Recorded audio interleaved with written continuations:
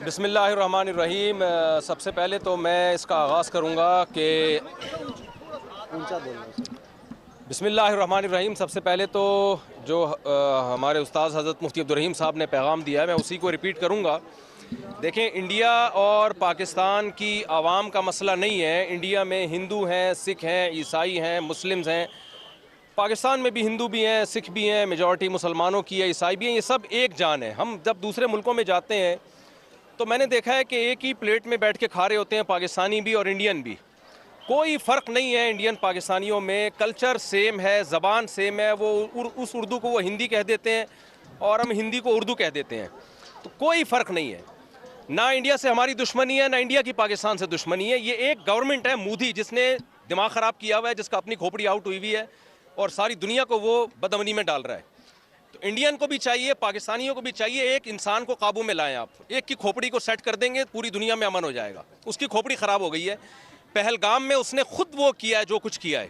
پہلگام میں جو کچھ ہوا ہے، بے گناہ لوگ مارے گئے ہیں، ہم اس کی بھرپور مذمت کرتے ہیں۔ اسلام تو میدان جنگ میں بوڑھوں اور بچوں کو قتل کرنے کی اجازت نہیں دیتا، وہ سیاحوں کو قتل کرنے کی کہاں سے اجازت دے گا؟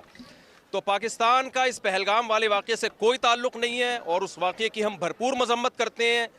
اور جو ظلم پہلگام میں لوگوں پر ہوا، انڈین پر ہوا، ہم اس میں انڈیا کے ساتھ ہیں، انڈیا والوں کے ساتھ ہیں۔ تو ایک آدمی کی کھوپڑی خراب ہوئی ہوئی ہے، سب کو مل کے اس کی کھوپڑی کو ٹھیک کرنے کی ضرورت ہے۔ جنگ کی دھمکیاں دے رہا ہے وہ، میں یوں کر دوں گا، میں یوں کر دوں گا، جھوٹا الزام ہمارے اوپر ڈال دیا، ثبوت بھی دیے۔ بھائی اگر آپ کا خیال ہے کہ پاکستان نے یہ کام کیا ہے تو آپ ایک تیسرے ملک کو ثالث بنائیں۔ جب بھی دو میں جھگڑا ہوتا ہے، تیسرا ثالثی کا کردار ادا کرتا ہے۔ پاکستان ثبوت پیش کرنے کے لیے تیار ہے۔